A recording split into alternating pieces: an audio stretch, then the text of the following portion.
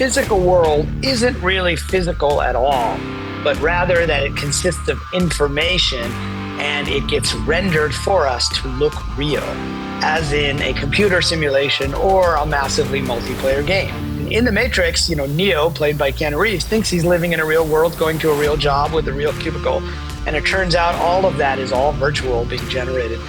So that at a high level is the idea. Now, it has its roots in a lot of religious and philosophical ideas, but that's a quick overview of what the simulation hypothesis is. And I like to use the term sim theory or simulation theory for describing this field because it touches upon so many different aspects of culture.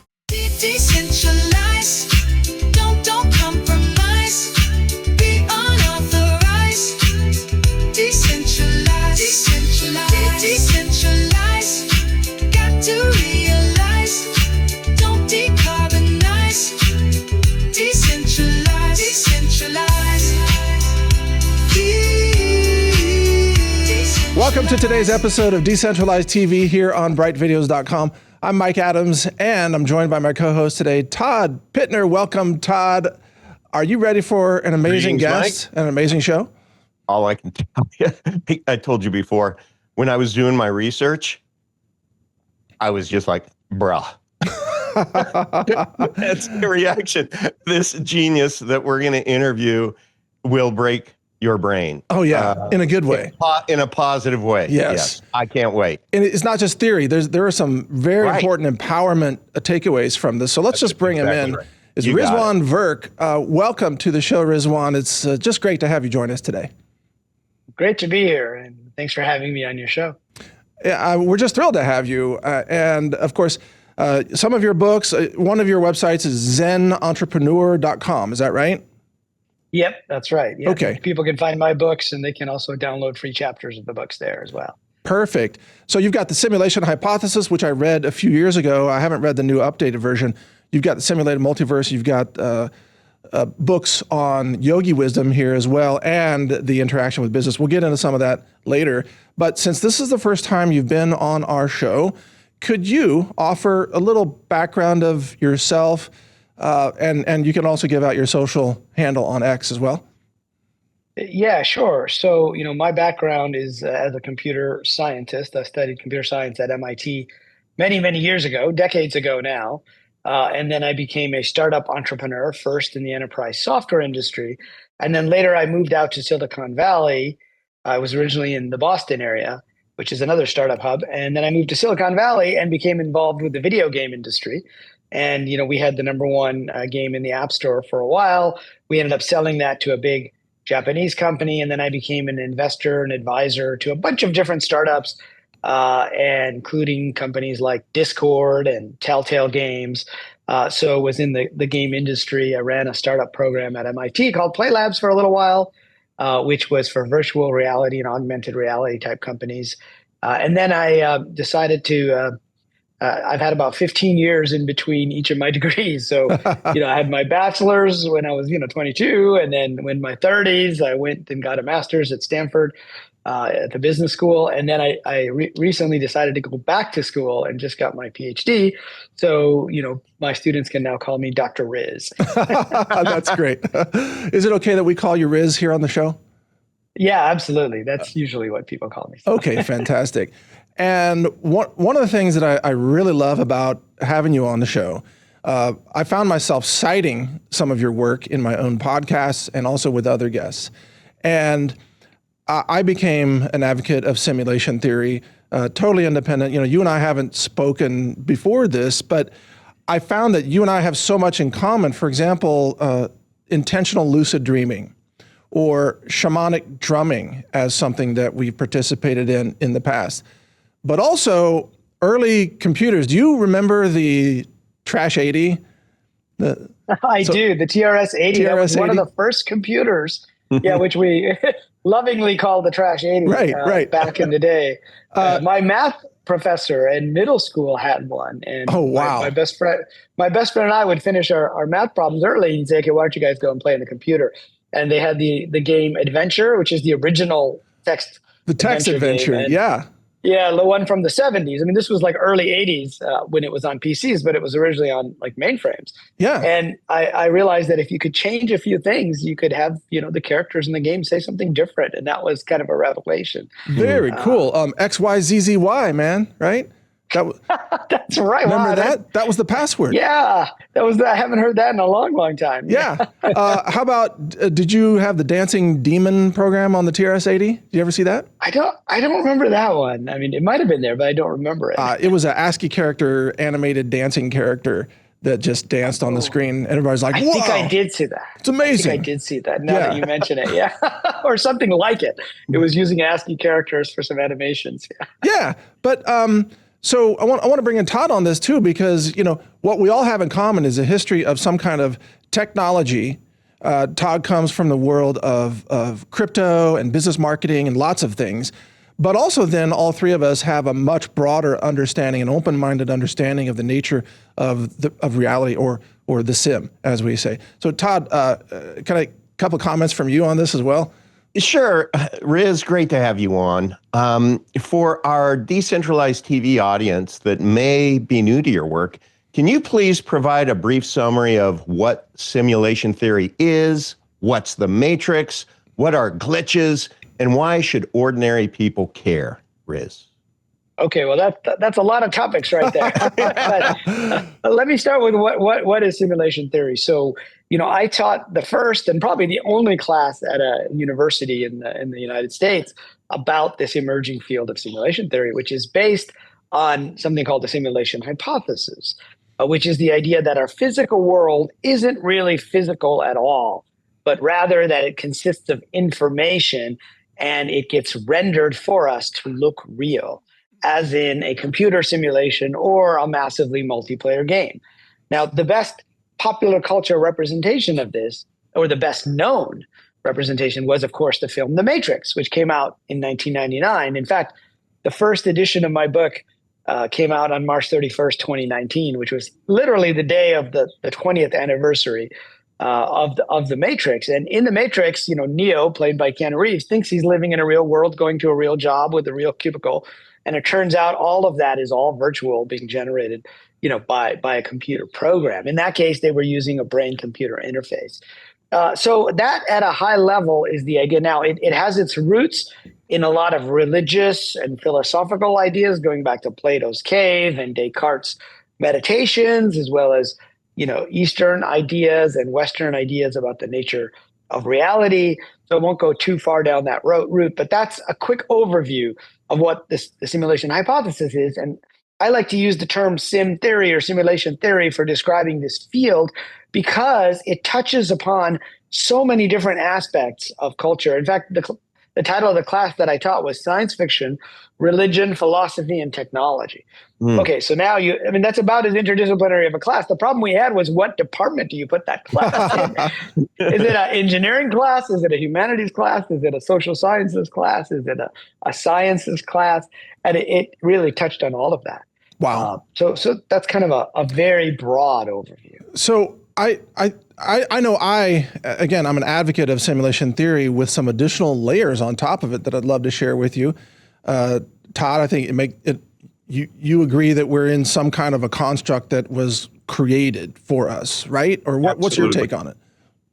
Well, I'm I'm one of those God guys, and I did a deep dive into the Bible and studied it, and it's all right there in Genesis. It reconciled everything for me. Yeah. And so I subscribe to that.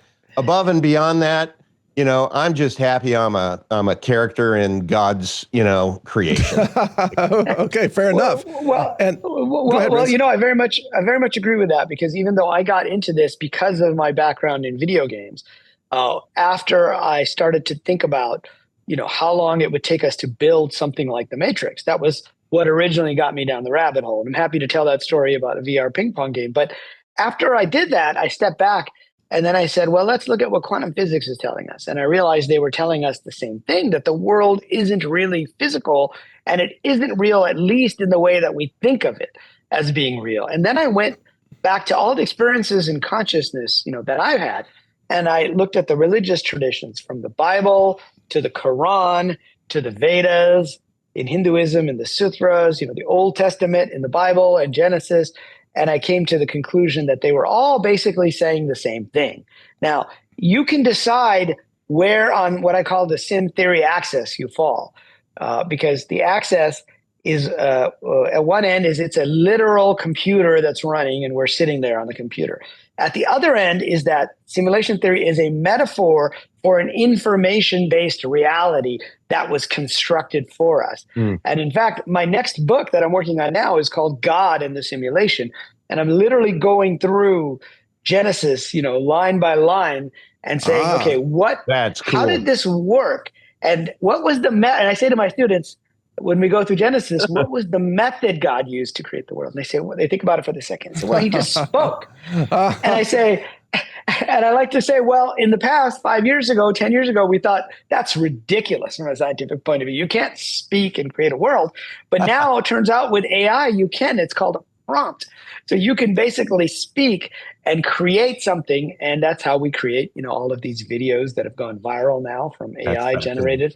But we're starting to be able to create virtual worlds that you can explore. Something like the holodeck. I mean, if you guys are probably science fiction fans, but in Star Trek: The Next Generation, they had the holodeck, which was this virtual environment on the ship that could basically mimic any environment. You could say, I want to be in a forest on an alien world, or I want to be on a street in Paris in 1890 with a little, lamppost and a bar with a woman with a red dress, and it would just create it for you. And, when I learned programming, which, probably was around the time that you guys did, I remember thinking, well, they're not really programming the holodeck, they're just talking to it. And the computer's writing all the code. Well, that wasn't really feasible then, but it is actually now. It turns out AI is pretty good at writing code for us. And so now we have a mechanism for this construction, which would be something like AI. Okay, so wow, Riz, I love what you just said. I want to show you something that speaks to that. And let me just add a couple of comments. In my understanding of the sim, it is a self-computing cosmos. So the compute is distributed and it's everywhere. And so is consciousness. So consciousness is widely distributed and it doesn't require something to be living in order to express consciousness. And that then rationality or compute emerges naturally from any sufficiently complex neurology, whether it's biological or mycelia or silicon, then so-called consciousness is an emergent property that is actually tied into the construct itself. So I want to prove this to you, or at least demonstrate it. I prompted xylitol. I actually wrote a prompt here, and I prompted I melted xylitol, which is this bag of sugar crystals right here. Okay. Right? Yeah. And then because I have a very high-end mass spec lab, I have high-end microscopes, and so when you prompt xylitol and you have a good microscope, you can actually watch it building and constructing things. Let me show you this video. This is a 16 times speed up. And notice things are flashing into existence as it's freezing at room temperature. It's actually constructing textures, right? Uh-huh. All right. So that's one thing I want to show you. Then I found out. That's interesting. That's very interesting. Is that kind of like with the water, the guy who would like put words around water, Emoto. And then you would look at the crystal structure and you would see different crystalline structures depending on the intention. Well, so there's an element of meaning here. That his work inspired me for sure, but I wanted to do it without having to wear a snowsuit in a cold, frozen place. So I figured out, well, xylitol will freeze at room temperature. And then check this out.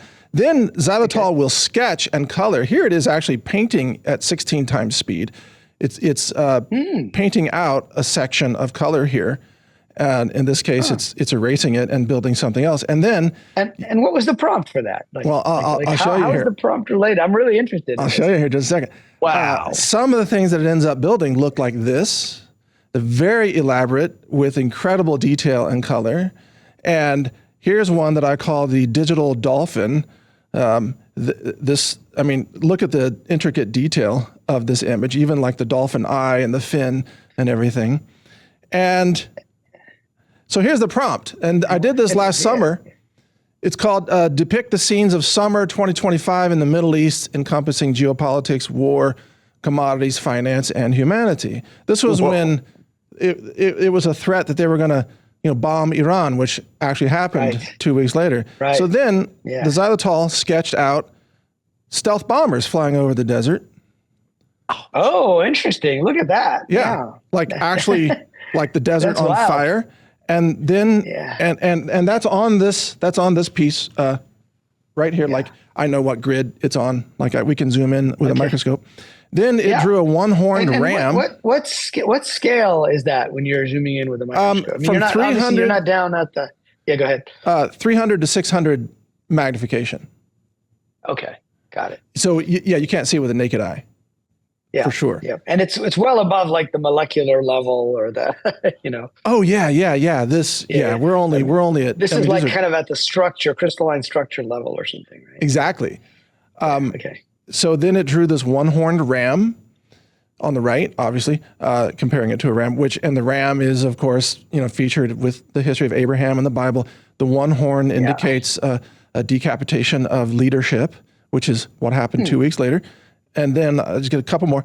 On the left was a video of the missiles striking Tel Aviv on June 13th.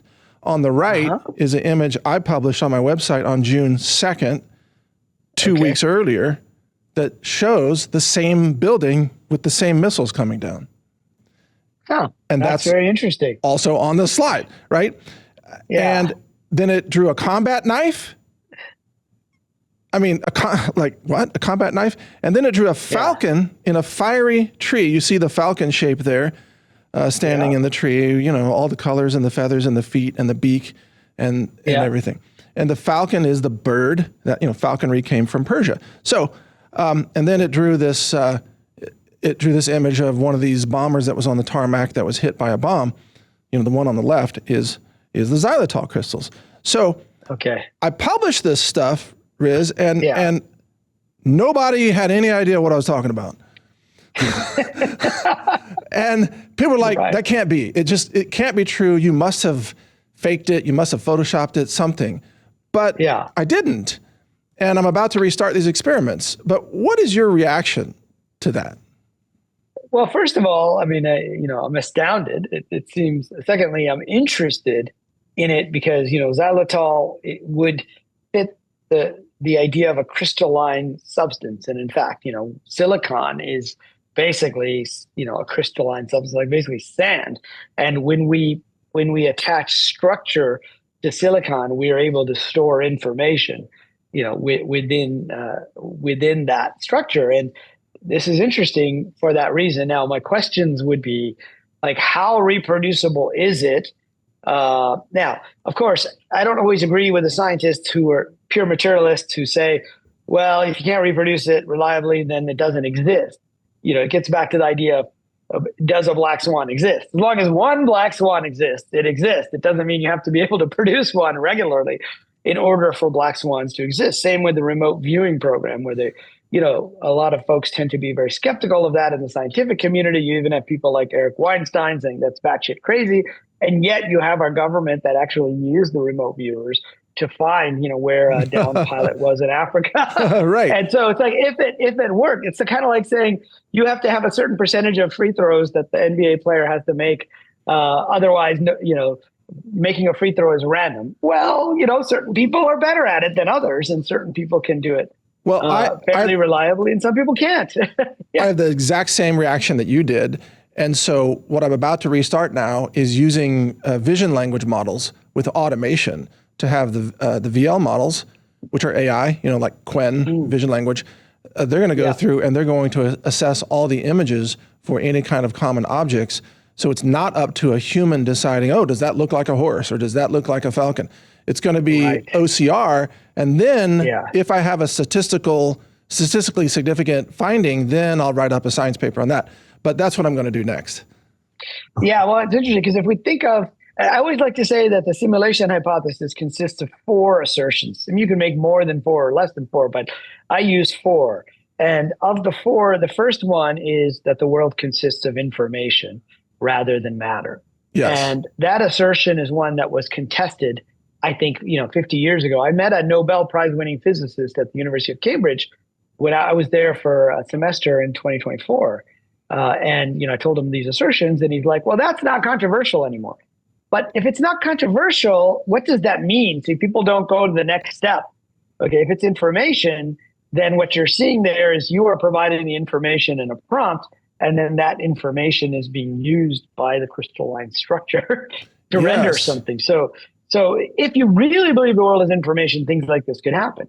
The second is that the information is rendered in such a way, that this water bottle that I'm holding appears real to us. It appears physical. Now, that could be the result of having something like a VR headset, could be something that's, brain-computer interface, could be something that's just consciousness locking in. And I often talk about, what is the element for someone to play the game. We can talk about that in a minute. And then the third and fourth are, the third is that the whole physical universe is a kind of purposeful hoax. Right. Not just, any one thing. And I like to tell the story of Roger Ebert, the film critic who died recently. And his wife was with him when he died. And the last thing he said before he died was, "Oh my God, it's all a hoax." Right? And he was referring to the fact that the physical universe, which looked so real a moment ago, and now he realizes that it's kind of dissolving and it's all basically a kind of illusion, or Maya, which is the term that's used within the Vedic traditions for this idea. But Maya doesn't just mean illusion. It means like a carefully crafted illusion. Like when we go to a magic show, we know that the magician's not really sawing the woman in half, but we suspend our disbelief. And that leads to the fourth assertion, which is that we are here by our choice to be part of this world. So anyway, those are the propositions, and I think what you're talking about would definitely fit the first of those propositions. Well, you used the word quest in one of your other interviews that I really enjoyed, by the way, in the basement. That was a really great interview. But use the word quest, and that really resonated with me. And Todd, I'd love your reaction to this too, because I think we all here agree that we are, at a soul level, we choose to enter this realm. We choose to be here for some purpose. And clearly it's not just narcissism and entertainment and, how much gold can we collect and whatever. Like, there's got to be something more important than that. And the quests, first, can you talk, Riz, about how you see quests and how you see people who have more difficulty in life may have agreed to take on larger challenges? And then I'd love Todd's reaction to all that. Yeah, well, so what you're hitting on, I think, is an important distinction, within simulation theory as well. And I like to call this the NPC versus RPG axis of simulation theory. Now, when academics and people like Elon Musk talk about being in a simulation, they're generally referring to the NPC version, which stands for non-player character or non-playable characters, which are like the AI characters inside a game. They're not the characters that are being played by players. They're like the bartender, the guy that sells you the armor, who sells you the +6 sword, etc. In the RPG version, we are players and we exist outside of the game. So that's a lot like the Matrix, right? Neo, Morpheus, and Trinity all existed outside the game, and then they entered the game. Now, where the relationship with the spiritual tradition comes in is in the RPG version, the role-playing game version, where the soul is like the player of the game and exists outside of the sim, which would be the physical world. And your character is an avatar inside the game, or the character that you're controlling. And so when you enter it, it's called ensoulment. So that's kind of, I think, the version that this is speaking to. And now when you play video games today, you have a set of challenges and you have a set of quests. And there's an old rule in the video game industry. Like, I started playing, the first games I really started playing were the Atari games, like Space Invaders and Pac-Man and all these games, Missile Command. Many of them were arcade games first, and then they were on the home system. But the founder of Atari was a guy named Nolan Bushnell. In fact, he started it here in Sunnyvale. I'm in Mountain View, which is right next door, which is where Google is headquartered at the moment in Silicon Valley. And his rule was, make the game easy to play but difficult to master. Right? Because if it's not easy to play, you're going to quit the game right away. If it's too difficult, you're also not going to play. But you need the game to be easy to play but difficult to master. And that's where quests come in. And you have to basically choose the quests. And when you start to play a game, even if with a tabletop game like Dungeons and Dragons, you choose your race, like an elf, a human, a dwarf, a dragon. You choose your profession, broadly speaking: thief, wizard, cleric. which you roll your strengths and weaknesses, and then you choose the campaign, which later became quests in video games, MMORPGs, online role-playing games. And each of those has a certain level of difficulty. And if you don't achieve a quest, you can do it again. And when you achieve that quest, what it does is it unlocks more difficult quests. And so perhaps there's a part of us that's the player that is watching what we're doing on the screen and choosing different quests based on one, which campaign or broad purpose or storylines we chose for our character, and two, based upon what we can actually handle. And so I think, first of all, the nature of the game is not like Grand Theft Auto, where your goal is to come in and Hopefully not. abuse as many people. Hopefully not, right? Or if you saw that film, but some people think that is their life quest, is just to run around and terrorize the world. Yeah. Yeah, some people think so. But I think as people get more advanced, just like with films, if you look at, say, the evolution of Tom Hanks or a character that has, an actor that has won an Oscar, they end up winning the Oscar for the more difficult roles. Or even Jim Carrey, right? You realize that when they play the more difficult roles, those are the ones that are like the juiciest roles. And perhaps that's true in this world too, that some of us who are born with, say, physical difficulties, or we have family difficulties, or we're born in a certain part of the world, perhaps we're choosing a more difficult quest that's part of our storyline. And so what it does is it reframes when something bad happens, we reframe it as a challenge, and maybe a challenge of higher level difficulty.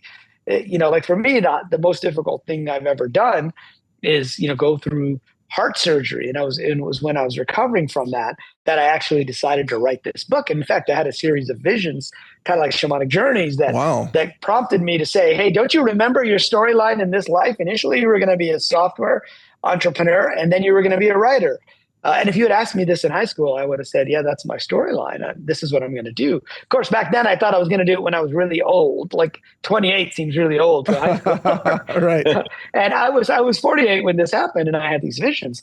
And I had written some books, but it was like I had written 2 books in 10 years, and it was kind of like a side hobby.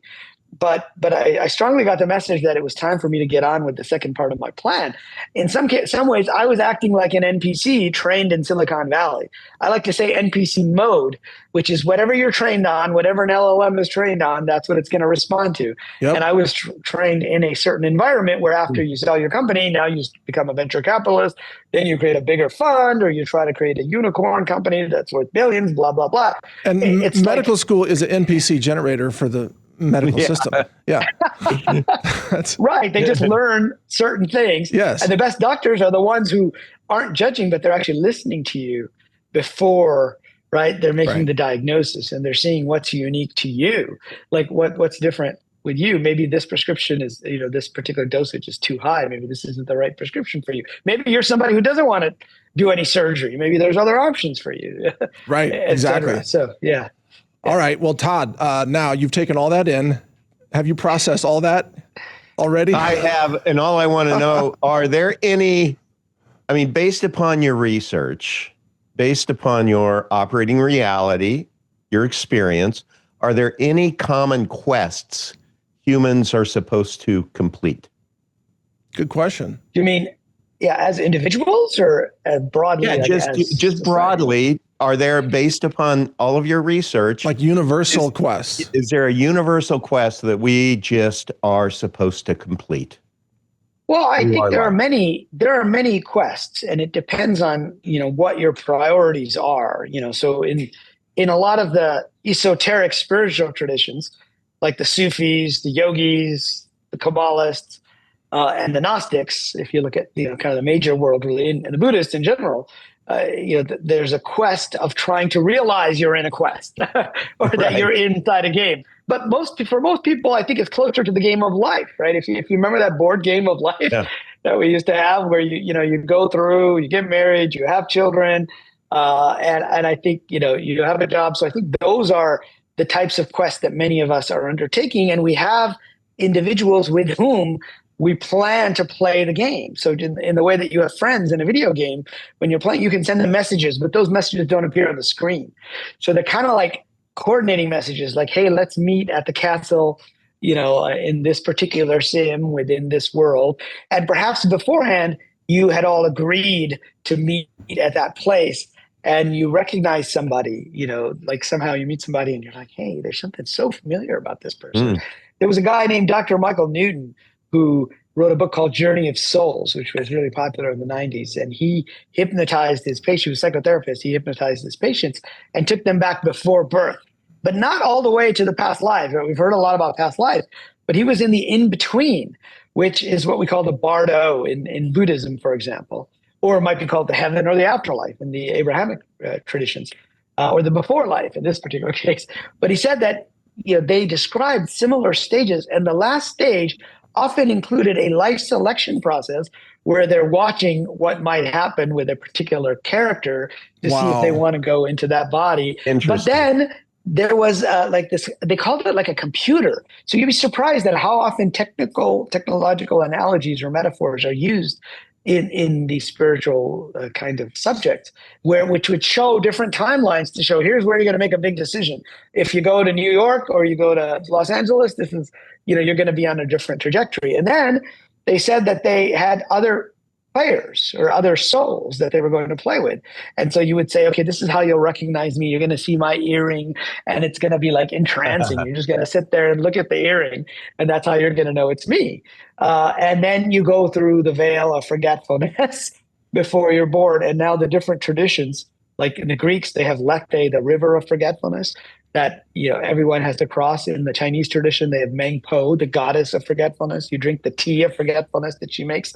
In the Islamic traditions, you have the veils, 70,000 veils. And even in the Jewish traditions, I learned this recently last year on a podcast, there's an angel called Layla who just before you're born, you know everything, and she presses your upper lip. And that's why we have like the little cleft that we have there. And when she does that, you forget everything and you're born again. So you forget. But I think echoes of the quest that we chose are there. Now, there's another board game you may have heard of, Snakes and Ladders, I think it's called today. Shoots and Ladders. Shoots and Ladders. So that is based on an ancient Indian game, which was snakes and arrows. And if you hit like a square with an arrow, you have to go down. And it was actually called the Leela, which is the exact term that like the yogis use for the divine Leela, the grand play of life of God. And even the term avatar comes from the Sanskrit, which means when a divine entity squeezes itself down into, a little person, from their perspective, a little person. Right. And it was the guys at Lucasfilm who when they had made this game called Habitat, it was one of the first multiplayer games, and they had these little characters on the screen, and they were trying to figure out what to call these characters, and they were using phone lines. So this was Commodore 64. Oh wow! With the dial-up lines, calling a bulletin board with a. Some of us remember that. Yeah, the modems. Yeah. And they were like, well, it feels like I'm squeezing myself into the phone line, this little character. So they chose, avatar as the terminology for that. But that game was actually meant to be like a game of karma. And if you reach the top level row, that was meant to be enlightenment. But every time you hit some quest or something and you went back down and you had to keep doing it to come back up. I love what you're saying here. And thank you for that question, Todd. And I want to also try to answer it a little bit here, but with a reaction to Riz. So one of the things that I love about your overall energy, Riz, is that you have this joy and this curiosity about the world. You're happy about what you're doing, and there's something very disarming about your joy, where you can go talk to MIT physicists and they won't throw you out of the room. Even though the thing, go ahead and react to that. But yeah, and that's why I wrote the first edition of the simulation hypothesis. The second edition came out last year, and there's another 100 pages or so for those that have already read it because AI wasn't around. But the reason I wrote the book was to try to bridge the gap between these worlds. Yes. And one problem we have is that terminology is so different, right? I mean, you go talk to a physicist at MIT or Harvard or Stanford, and you start talking about past lives or ghosts or out-of-body experiences, they're going to be like, oh, that's like Bigfoot and, flat Earth. They're just not going to talk to you. Right. But if you start talking about information theory and digital physics, then you can get them to the point where they say, oh, well, if we were inside a simulation, now they may not agree we're in a simulation, but they can at least talk about that idea. They can debate it with you. Then anyone outside the simulation would seem supernatural or to have superpowers. And at the same time, I'm just following my natural curiosity. People ask me often about what book should I write? How do I become a writer? I say, just follow your curiosity. I mean, I spend time with people doing energy healing. I spend time with people in the UFO community. I spend time with, social scientists that are your typical liberal, minded, materialists. And I spend time with physicists that are that way as well. And so I just wanted to be able to pull all of these together with a common terminology, and simulation theory provides that, because all of the scriptures were written with metaphors. I mean, if you read any of the scriptures, you've got technology metaphors like the book of life.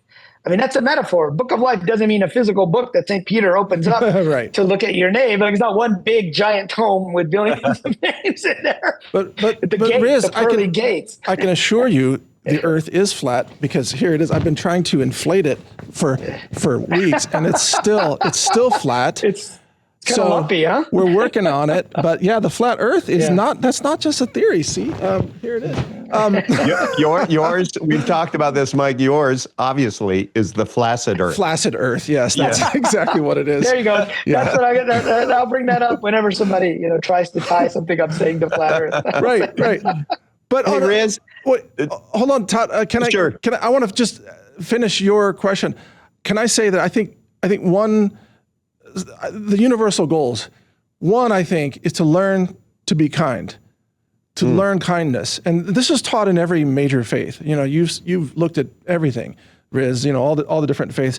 Ultimately, at the core, they all teach kindness. But then, secondly, I think it is to realize that you are not just a static NPC bouncing around like a pinball in a pinball machine. Yeah. That you are a co-creator of how things unfold. There is a symphony of other conscious beings and other conscious entities, and we are involved in that. And I hope that doesn't sound too, woo-woo to my audience or whatever, but I think we shape it. Can I jump in? Because I agree with that. So the universal quest, I often use the life review as an example. And the life review is something that folks who've had near-death experiences talk about. And they say, they have to relive every moment of their lives, but from the perspective of the other people. So there was a guy named Daniel Brinkley who wrote a book called Saved by the Light back in the 90s. He was struck by lightning, and he used to be in the military during Vietnam, and he actually shot people. He had to see visually and emotionally what it was like for that bullet to strike the guy. He felt his emotions, and then he felt the ripple effect of what happens to that guy's wife, what happens to that guy's children. And so anyone who goes through a life review, it changes. And I submit, so when I heard about that, I said, well, how would that work? And when I was in Silicon Valley, I put on a virtual reality headset, and we took this game called Counter-Strike Global Offensive, if anyone's ever heard of it, CSGO. It's a first-person shooter in the desert.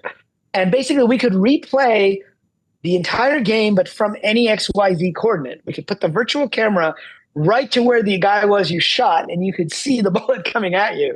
You could basically reproduce it. Now, of course, we didn't do emotions, but basically I said, if it's going to be replayed, we would have to have recorded it in like a virtual reality. So just like at the end of a football game, they would project it, the coach would project it, you could review it. And it turns out the book of life, if you look in the Bible and you go back to the Jewish traditions, which is where that term originally comes from, it contains lists of deeds that had to be read to decide if you got into heaven. And in the Islamic traditions, in the Quran, they have the scroll of deeds, and they have two angels that write down all your good deeds and your bad deeds. And it basically says, hey, when you die, what judgment really is look at what you did. This is what you did. And so that gets to the basis of the golden rule, I think, in how you treat others. So I agree with that is a universal quest. But then we have our individual quests and storylines on top of that. Totally. All right, Todd. Yeah, thanks for letting me jump in there. Yeah, you bet. Based on that, I think God is a venture capitalist, because that makes sense now of all of these data centers that are going up, because that's a whole lot of data that have this virtual reality.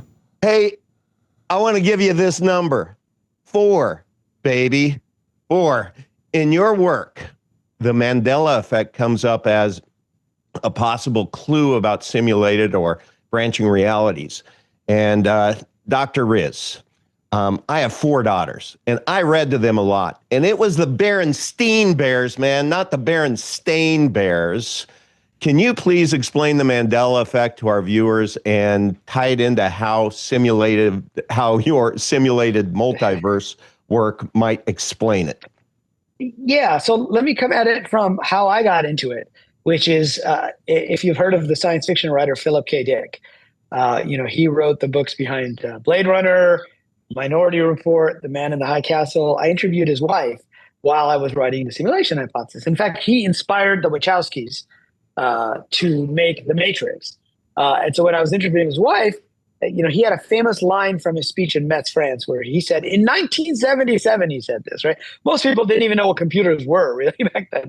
He said, we are living in a computer programmed reality. And the only clue we have to it is when some variable is changed, some alteration occurs in our reality. And then he said we would have the sense of reliving the same events, saying the same words, having a sense of deja vu. Such an impression is a clue that at some point in the past, some change was made and the program itself was rerun. And I went back and looked at that whole speech and realized he wasn't just talking about being a simulation. He was talking about this idea of multiple branching timelines. He called it the programmer and the computer programmer. And so what he also said was we would need to find a group of people who remembered a different alternate present or different past. And his wife said that his book, The Man in the High Castle, which was about a timeline where Germany and Japan won World War II, was a real timeline. And he eventually got back all of the memories of that timeline. But that the simulators didn't want to continue that timeline, so they merged it or reset it, if you will, into this other timeline. So the Mandela effect, it wasn't possible to find a group of people like that in 1977 because we didn't have the internet. But with the internet, we're able to find people who have different memories. So there was a blogger named Fiona Broom who was at Dragon Con, I think in Atlanta, and she was in a Star Trek panel with actors from the original series. We're going, way back now, but Trekkies know their stuff. And the Trekkies in the audience were saying, do you remember the episode where, Kirk did this and Spock did that and McCoy did that?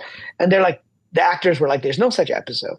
And the Trekkies were like, yes, there was. I watched it many times. And so she began to suspect that there are groups of people who remember things differently. And then she coined the term the Mandela effect because she found online that many people remembered Nelson Mandela dying in prison in the 1980s. But of course, he didn't. In our current timeline, he became president of South Africa, won the Nobel Peace Prize, and died in 2013. And there's a whole host of these, the Berenstein Bears being one of them. The most popular.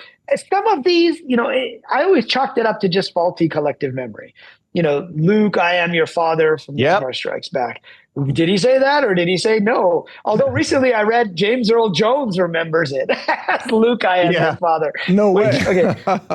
Because he's the voice of Darth Vader. I mean, that's significant. Yes. Yeah. I was ready to dismiss that one. Build it and they will come.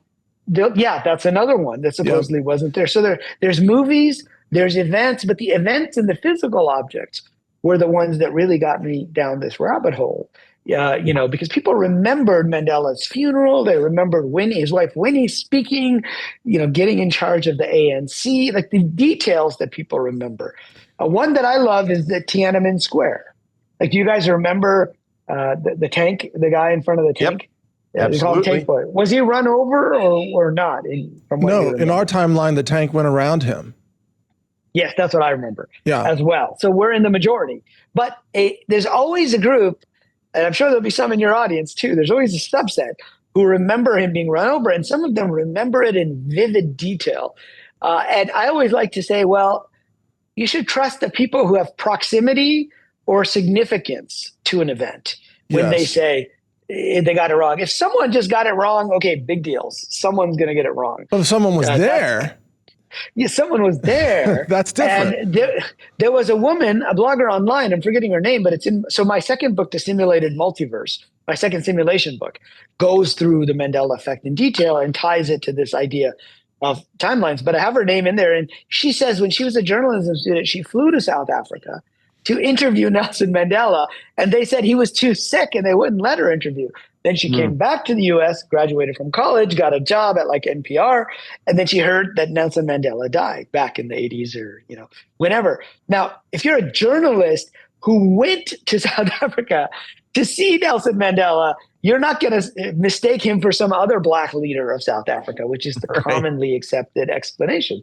If you're James Earl Jones, you're probably not going to get the Darth Vader line wrong. If you're Jewish, you're probably not going to get the Bernstein versus Bernstein spelling wrong. And recently, I asked if anybody remembered the tank guy being run over at the Conscious Life Expo back in January.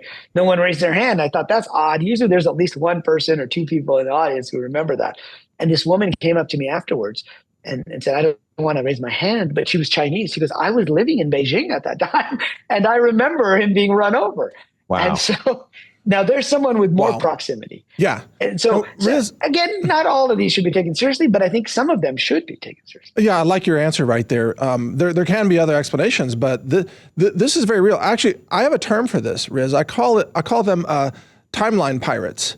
So the timeline pirates go back and prune timelines. And there's something very interesting because you have a background in software as I do. But, if you have a repo on GitHub and you've got like 10 programmers working on it, GitHub is essentially kind of like a blockchain track of different changes and alterations to a code base. But you know that you can merge the code, right? You can merge the code on GitHub. And then you can prune, you can purge, you can pull, you can push, you can clone. To have a code base that reflects the group, the 10 programmers. Well, I think of that as a way that timelines can work. You can merge timelines. I mean, I'm very curious about your reaction to this, but if you merge timelines, then you would have an audience where some people have a different history. It's been merged. Yep. Does that make sense? Yep. Yeah, it absolutely makes sense. And so I go into a little more detail on the computer science part within the simulated multiverse. But basically, the idea is if you've got these different timelines and you're bringing people together, I mean, they're coming from different, if you think of it like a blockchain or you think of it like a grid where, you've got these different possibilities that could happen. You can go this way or you can go this way and you can still get to that same specific point. But if you went that way, you're going to have a different memory. So I think a timeline merge is a good way to think about it. That's really what got me down this rabbit hole is, if that was running and some people will remember that one, now we're running the people that were on this timeline, they're going to remember this particular timeline, but we've kind of put the two together. Now, and I use the multiverse as an idea. So there's different interpretations of quantum mechanics. I don't know, we don't have a ton of time, so I won't go into quantum mechanics, but too much detail. But the most popular interpretation is the collapse of the probability wave, what's called the observer effect. Copenhagen, is that it? The Copenhagen interpretation. And I talk about that a lot in the simulation hypothesis, because the idea is you need to have an observer, and I view that as an optimization technique, right? In computer games, or even on Zoom, like for example, I'm in Silicon Valley, but your computer doesn't have to draw all of Silicon Valley. It only has to draw the pixels behind me. And that's exactly how we can build games like World of Warcraft, Fortnite, or any of these 3D multiplayer games. In the 80s, we couldn't do that. We couldn't keep track of all those pixels, right? So it's an optimization technique. Now, the other interpretation, some physicists don't like that. Why? Well, there's a consciousness element. There's these different probabilities. Einstein didn't like, that you had to play dice. He said God doesn't play dice with the universe. He didn't like probabilities. But the other interpretation is the multiverse interpretation, or the many worlds interpretation. And in that interpretation, every time there's a choice, you're breaking off into another world. The multiverse, we know most people have heard of it now because of the superhero movies, right? You've got like the meme of the three different Spider-Men who are pointing at each other. You got Andrew Garfield, Tobey Maguire, and who's the latest one? I keep forgetting. Or Dark Matter, the show Dark Matter. Great example, Dark Matter. I actually read that book beforehand, and then when I came out with the show. Now, it's not that hard for us to imagine multiple possible futures. But what's hard for us to imagine is multiple possible pasts. But it turns out there is a basis within quantum mechanics for this kind of thing as well, which I found an obscure speech by Schrodinger, who's famous because of the Schrodinger equation. He also came up with the idea of Schrodinger's cat, where the cat is both alive and dead. We call that superposition. The cat is in two positions until somebody looks. Now, he didn't like that idea. He's like, come on, my cat can't be both alive and dead. But that's what the observer effect and all of that was showing us. And the multiverse solved that problem by saying in one universe, the cat is alive, and in another version, the cat is dead. But if we're constantly branching off new worlds, the problem with that is it's not parsimonious. I mean, you're literally creating a new world, not every second. We're talking about like quantum time, right? Nanosecond. And so that's almost doesn't seem like it's something that the universe would do. But as a computer scientist, we don't do things infinitely. We prune, right? We prune the tree based upon what the objective is of the program and where we want to get to. So some people explain fine tuning, which is all these constants in the universe, like the gravitational constant, the rate of expansion of the universe. You've got, all these ratios between the mass of the proton and the electron and the electromagnetic force, all of these ratios, which if they were off by 1 or 2%, the planets would fly apart, the galaxies wouldn't stay together, and also at the DNA level, we wouldn't be able to have life. So it seems like the universe is fine-tuned for life. Now, one way people explain that is intelligent design, which of course ties directly to the simulation idea, because, of course, the simulator is going to do that. But the other explanation is the multiverse, that there are many different universes. We just happen to be in the one where life can be supported. But if you're in a simulation, you're going to prune all those universes. So you don't have to continue them infinitely. You would just continue on with the timelines that you care about. Okay, so you're speaking about the anthropomorphic principle, I think, right there. But I'm sure you've read his paper. Melvin Vopson in 2023 did a paper about the second law of infodynamics that shows there's a natural tendency towards the organization over time, the opposite of thermodynamics and entropy, but rather organization, and there are natural symmetries in the cosmos, and that things like gravity are actually compression. But I always joke to myself, it's lossy compression in a black hole, because you can't necessarily reconstruct. But this means it's not just fine-tuned, though, Riz. It's fine-tuned to start, but even then, there's a natural tendency towards information order. Does that make sense?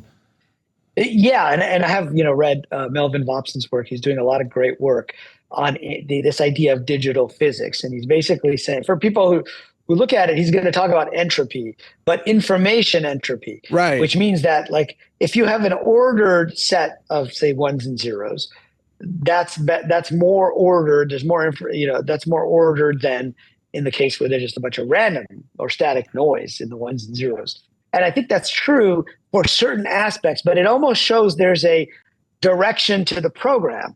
And that seems to work within an information-based reality. There's a new movie out, which is called The Story of Everything, which is by the Intelligent Design crowd. And they give, lots of details about DNA and how it works. And they basically describe it as an information system. The funny thing is, they're basically describing, a completely simulated reality, but then they say, oh, but it's not a simulation. And they just dismiss it without understanding the implications of them saying that this is basically a set of information agents, the proteins, and the DNA and the RNA, that's kind of based on John von Neumann's idea of cellular automata and what's called a von Neumann machine, which was put out even before they had discovered the structure of DNA, was that you have this infinitely long tape and you have this machine that's reading the tape, and then it's constructing a new machine off of raw materials based on what's on that tape. And that's exactly what a von Neumann machine is. And that is what DNA looks like. In fact, von Neumann is credited with the idea of a gene even before they had discovered an actual gene of information. Oh, I love this discussion. It's such a joy to have you on here because, how many people can we really talk to about these kinds of things? Not that many. No. It's true. I mean, you mentioned, I like your analogy of a black hole as lossy. Lossy compression. Compression. But I often describe it as garbage collection. So most people don't, this is the technical term. And what happens is when you're running a program, it creates a whole bunch of stuff in memory. Like if I'm running this on Zoom, all of everything I see on the screen is actually in ones and zeros. And when the program ends, the ones and zeros are still there. And it's not until a separate process goes through and says, okay, nobody needs these ones and zeros anymore. It's just, they're not being referenced. So a lot of what happens in computer science is on demand. We have to optimize the CPU, we have to optimize the GPU, we have to optimize the memory, and we only do the things which they should be there to be observed or by the program. We call this lazy evaluation. Yep. Right. Where if you had a line of code that ran through some, long differential equation that would take forever to run, and you say, put that in variable X, and you never use variable X again in the program, well, there's no reason to run that long piece of code because it's never used.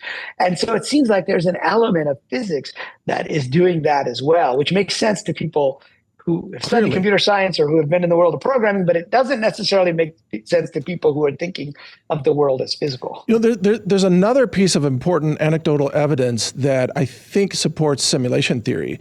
And I haven't heard you talk about this. Maybe you have, maybe I've missed it. But those who describe near-death experiences, they very often describe that the heaven or the other transcendent space that they visit is much more real than this world. It has a higher resolution. It has a reality sense, right?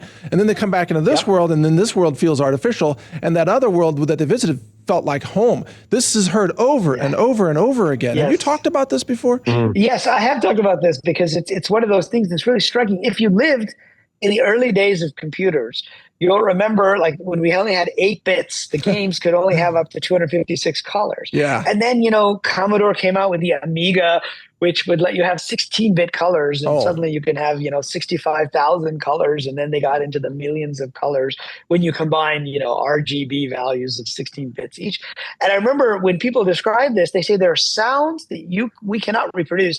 And there are colors that they see that we cannot reproduce. And it does seem to tie directly to this idea that the reality outside of our simulation is much higher fidelity. And they talk about it being much realer, and that this is the hoax, right? This is the illusion. This is the low fidelity version. Some people try to turn that argument on its head and say, well, we're not in a simulation because otherwise we would be in a low fidelity simulation. Well, this is the low fidelity sim. Right. That's what they don't get. Is Planck's constant, right? We already know the resolution.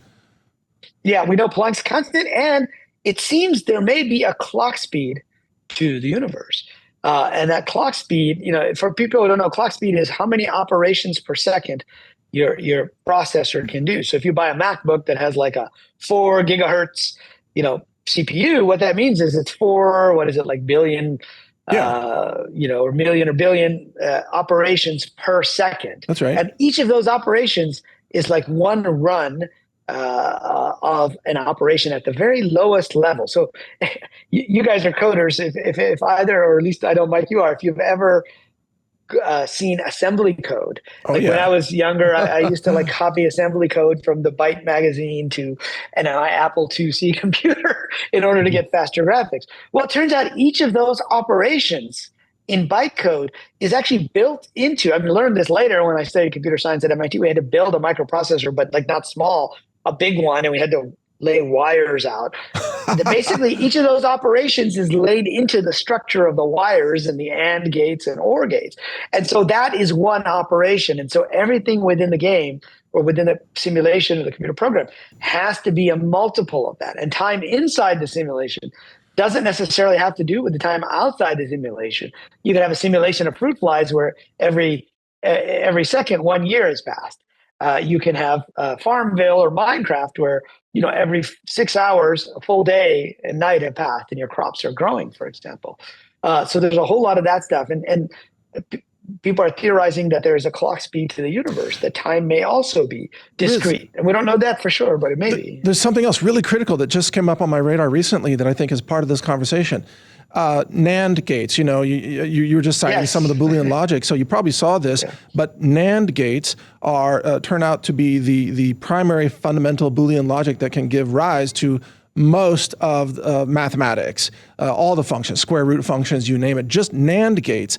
And then it turns out that I looked this up to make sure, but Optoelectronics has natural support for NAND gates. In other words, light is capable of doing all the compute that gives rise to the physics and mathematics that represent our current computational world, which means there's a fundamental Boolean logic element that underpins the fabric of the cosmos, and it's in light. Oh.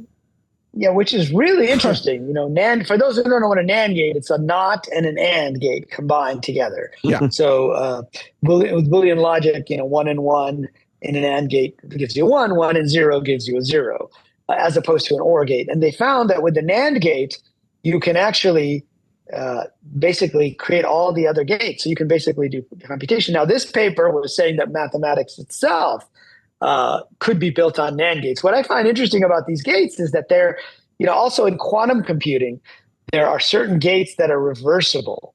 And retrocausality comes in. Yeah. Retrocausality comes in that you can reverse things by going backwards. And a funny thing happened to me recently. So there's one of the first, I think, reversible gates. It was the Fredkin gate by a guy named Ed Fredkin, who was at MIT back in the 70s. He was a pioneer of cellular automata. So last year, when the second edition of my book came out, I did screenings of the Matrix in a couple of major cities.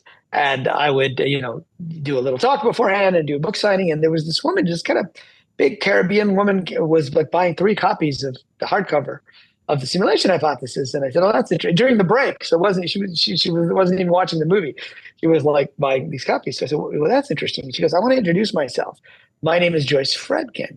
I was the wife of Ed Fredkin, wow. who passed away, who was one of the first guys to put this idea seriously in academia, that the world could be a computer program." Wow. Now, what happened was that the physicists attacked him back then. Of course. And on the 20th anniversary of The Matrix, the New York Times asked him to comment on the 20th anniversary, because he kind of pioneered this idea, at least within like serious academic circles.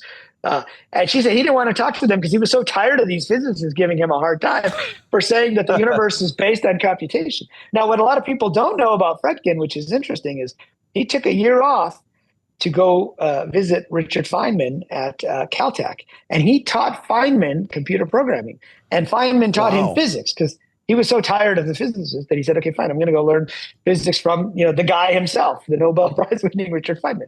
And then it was because of that, or partly because of that, that Feynman wrote the paper and gave the speech that led to quantum computing, which is this idea that the universe itself consists of quantum bits of information.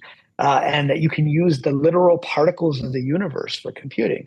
So that's really interesting about the light. Now, I haven't seen that particular paper yet. I looked that up just to make sure that Optoelectronics has a natural NAND gate capability, and of course that once that's developed, that's going to change the whole world with compute at a fraction of the power, fraction of the heat. You know the rest of that story. But I want to be respectful of your time, and also, Todd, I'm sorry. I've been speaking so much. I'm so excited to have Riz on. I'm sorry, but Todd, what your reaction? Anything else you want to add? Yeah, I to summarize everything that's going on in my head is I have had an aha, and so thank you, Dr. Riz. I can buy into simulation theory without compromising my faith, and here's how. Because you connected a bunch of dots for me. First of all, I think that it all leads back to information that was created. Okay, so I think information proves God. Now, what is God? I don't know. Who could, right? Way bigger than us. But I believe that whatever we refer to as a creator, I'm going to call God, okay? He exists, she exists, whatever exists, right? And what really struck me, because I'm a prayer guy too, I get on my knees every night and I, thank God for my blessings, and I ask for, protection, provision, wisdom, discernment, And why do I believe in prayer? Well, I think at the great forgetting, when I got this thing in the middle of my under my nose, at the great forgetting, whoever pressed that reports to someone. I think God, Yeah. And so I think when I pray that there is someone listening, if indeed we are in a simulation theory, right? So for me, it emboldens me. Tonight when I hit my knees, I'm not even kidding you. I'm going to go a little deeper into it, because now this has just helped me kind of connect these dots. So thank you, Dr. Riz. Well, you're welcome. And that, I think, is an important point of my work. I get a hard time from scientists sometimes. They say, because the subtitle of the simulation hypothesis is an MIT computer scientist shows why AI, quantum physics, and Eastern mystics agree we're in a video game. And I've included Western mystics now in the second edition. And I get I get a hard time by saying, why did you include all this religion stuff? Why are you talking about Genesis? Why are you talking about soul? You should just be talking about the information theory, and then I'll take it seriously. And I said, well, this is the key part of my overall argument, is that science and religion are trying to find out the truth. They're just different ways of going about it. And increasingly they're not talking to each other, but they should be. And the simulation hypothesis provides that bridge. Good on you. Mm-hmm. I think your work is really remarkable, and I've really enjoyed this discussion. I want to thank you for taking the time to share with us. Well, thanks so much for having me on. And earlier you mentioned, I should mention my X handle, yes, which is at Riz Stanford, RIZSTANFORD, just like the university. At Riz Stanford, yeah, and I follow you on X, and sometimes I'm retweeting your stuff as well, so people will be able to find you fairly easily. I also want to give out your website, zenentrepreneur.com, right? Yeah, here it is, The Simulation Hypothesis. Of course, your books are available on Amazon. Here's the main one you're known for, but I think there's a new edition now, right? Yep, this is the second edition now. This is the one that has the extra 100 pages or so, and all the AI stuff, because all of it has happened in the last 5 years since I wrote the original book. Yeah, isn't that true? That one last question: Do you find that there's actually more acceptance of some of your original theories because people are beginning to see what AI is capable of? Mm-hmm. Yes, I definitely find that. In fact, there's a whole new flavor of simulation theory called prompt theory, and basically, it's when people prompt these videos to be created of characters that are saying, we're not prompts. I have free will. I'm not a prompt. Or, if a guy starts talking about the prompt theory, that date's over. This woman saying that. And so it's funny. And when the first time I showed that video last year, I mean, now we're all familiar with AI creating realistic videos, but when Google came out with Veo about a year ago, it was kind of a new thing to have these characters speaking and looking real. Yeah. And at the end of it, people came up to me and said, were those really AI generated? I said, yeah, I told you they were. Like, those aren't real actors? I'm like, no, those were all AI generated. So there's more acceptance now, I think, in general. People are less astonished, I think, at simulation theory than they were, actually 6-7 years ago. It was 2019. Is when it came out, yeah. So this potentially takes the Mandela effect to the next level, because perhaps one day people will be talking about, Luke, I am not your prompt. Well, I'll say, that's good. But one of my life's goals is to cause a Mandela effect. So to actually cause a pivot point so that there's two alternate histories and people disagree about what happened. What the hell happened? So there's a bucket list item for you right there. Be the Mandela effect. Right. That's your next quest, or your ultimate quest. That's my quest. Be it's not Gandhi, like be the change you want to see in the world. Be the next Mandela effect that freaks people out. Okay. Thank you so much, Riz. Dr. Riz, it's just awesome to have you on today. Have a wonderful rest of your day. Thanks for having me on. Thanks, Doctor. All right. Take care now. Bye. All right, there you go. Dr. Rizwan Virk, there, an amazing thinker, an author, and adventurer into the nature of our cosmos. And Todd and I, of course, had, wow, what a great time interviewing him. So that was fun. Wasn't it? See, we deserve to have fun on this show. This is not... We don't do this. We're not getting paid. This is like, we do this for fun. But we're going to take a quick break, and we'll come back after this break with the after party. So stay tuned, everybody. Beautiful. All right. Join the official discussion channel for this show on Telegram at t.me/decentralizedtv, where you can ask questions or offer suggestions of who we should interview next. Also be sure to subscribe to the email newsletter on decentralized.tv, where you'll be alerted about 1 day in advance of each new upcoming episode, before it gets published. On decentralized.tv, you'll also find links to our video channels and social media channels across all platforms, including Brighteon, Rumble, BitChute, Twitter, Truth Social, and more.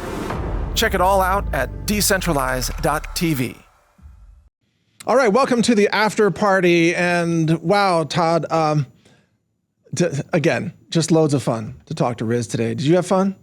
I had fun, and I think that from now on, you should just refer to me in the after party as Todd Radamas, because at the beginning I said this interview will break your brain. And I think those viewers watching, brains broken. Success.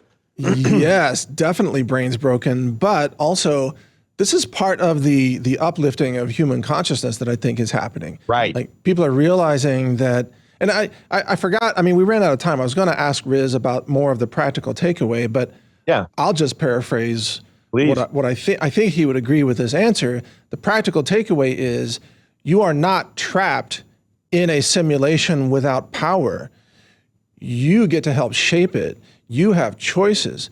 You are a participant in it. You are part of the architect I love that. of the sim, right? That's very empowering. And if you rewind before the great thumbprint under your nose, we chose to come here, right? Yeah.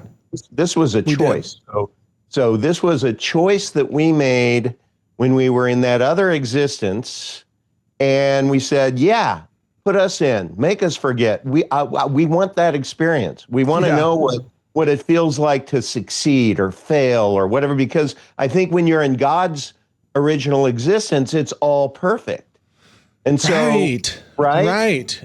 So maybe you're There's no challenge in heaven. Yeah, man, everything's put me cool down there. Let me see how I do, boss. Right. Right. And I love what you said about God and faith and creation, because the way I see it, it's all the same story. It's just a different way of describing it. That's correct. And that's correct. When they say, well, God spoke and he spoke the universe into existence. Well, speaking is vibration. It's vibration, sound vibrations, and then vibrations create reality, as we now see with high energy physics and subatomic particles. It's all vibrations, right? So it's all xylitol on crack. Xylitol on crack. That's funny. But when they say God spoke, that's a metaphor. God initiated the vibratory reality that we now inhabit. Yes. And prayer is a form of sort of bending the rules of the construct. I think so, Mike. And I mean, it's kind of like sometimes God feels so elusive, right?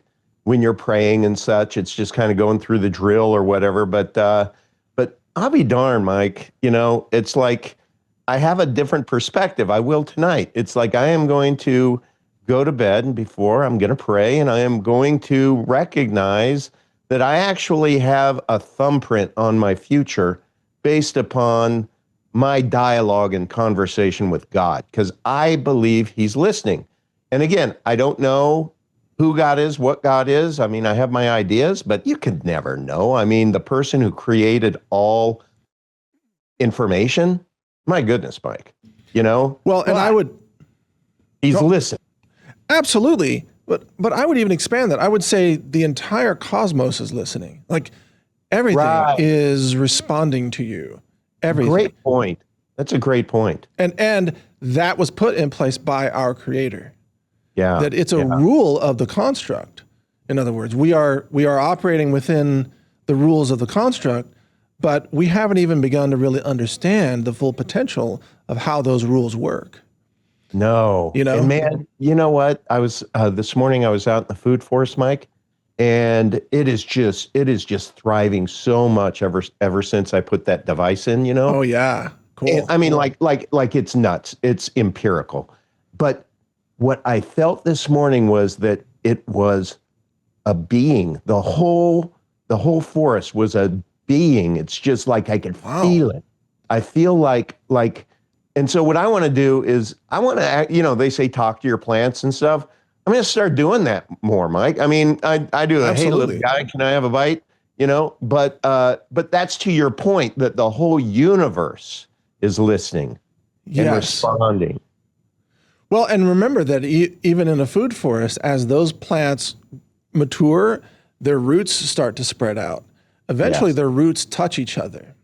Right. And when those roots touch each other, they start to communicate through chemistry, Yes. or through energy. I mean, I hope this isn't controversial to people, but plants talk to each other. Absolutely. Some members of a species will warn the other members of the same species of like a wave of locusts or whatever. Plants talk to each other.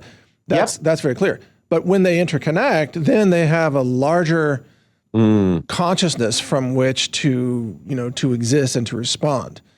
So maybe that's what you're sensing.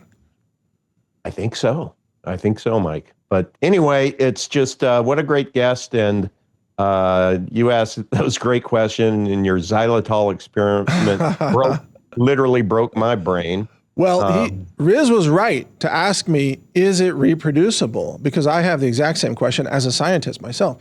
Yeah. And so I could not even do the reproducibility experiments until I had until Alibaba released the Quen vision language models, so I could take my brain out of it, right.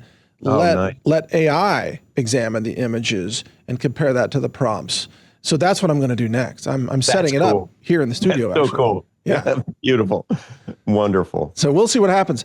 In the meantime, on a practical note, while we are here in this simulation, we still have to pay the bills, keep the lights on and be able to afford food. So this is why, folks, I advocate Todd's website, my575e.com, that helps you keep more of what you earn. Can you give us a quick rundown of what this is, Todd? What I would do is just invite people. I know I go into greater detail on some, but you and I are trying to do the DTV audience a solid, and now we are packing in 2 interviews a week. So I know I don't have as much time here, but I encourage people to go to my575e.com, hit Let's Go. It'll ask for your name and email, and then you'll be able to get access to the training materials on what it actually is, video and PDF.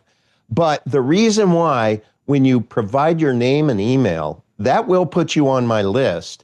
And I will tell you what, about every 3 weeks, I will send out an email, a very detailed email that will tie in current events with keeping more of what you earn, protecting what you have, decreasing your personal liability, Mike. And this morning, I launched an email, and it was related to our recent interview with Dr. G. Edward Griffin. Oh, yeah. And Mike, the feedback I'm getting from people is astonishing. I mean, it just opened up their eyes. But that email allows me to go into a little deeper level on everything and connect a lot of dots. So I just encourage people to go, if not anything else, get on that mailing list so that you get my emails every few weeks. That's a great, really good advice. Just get on the email list there at My575E. And then if you want to catch the other episodes of this show, just go to decentralize.tv. Here's the website. And if you scroll down, you can see all those episodes, including the G. Edward Griffin interview that Todd was just mentioning, which is very popular. I mean, really, the feedback on that was so positive. Yeah. Yeah. I mean, it's due to G. Edward Griffin. He's such a hero for humanity. He really is. But I've also started posting segments here with Sarah Westall, and we've done a lot of great segments, including this interview today, which is going to, again, blow people's minds. So just check out all the episodes at decentralize.tv, and we're doing 2 a week now. And we've also got an episode coming up on cold fusion or low energy nuclear reactions that we're about to film that's also going to be mind-blowing. So, folks, we're going to make this simulation way more exciting for you. We are. How about that? And our viewers are the tip of the spear. You have the front row seats. Totally. All right. Well, thanks for watching today, everybody. I'm Mike Adams here for Decentralized TV, and Todd Pittner. I really had a great show with you. Thank you so much. Thank you. Cheers. All right. Take care.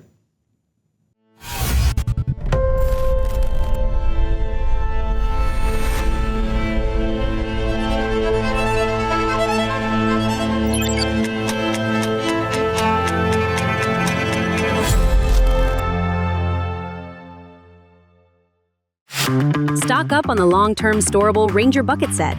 536 servings of clean organic superfoods for your survival pantry. Certified organic and lab tested for purity. Order now at healthrangerstore.com.